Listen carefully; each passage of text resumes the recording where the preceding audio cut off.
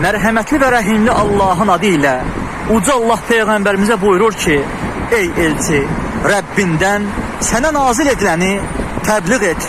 Əgər belə etməsən, onun göstərişini, elçilik vəzifəni yerinə yetirmiş olmazsan.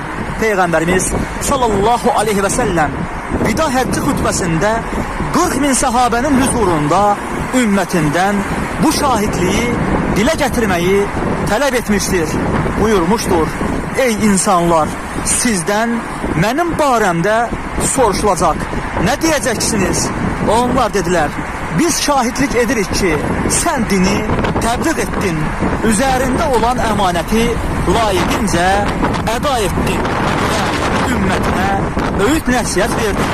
Peyğəmbərimiz şəhadət barmağını göyə aldırdı və onlara doğru çevirərək Allahım, təbliğ etdinmi dedi.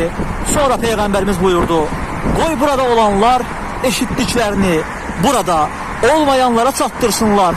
Məndən sonra dininizdən dönüb bir-birinin boynunu vuran kafirlərdən olmayın.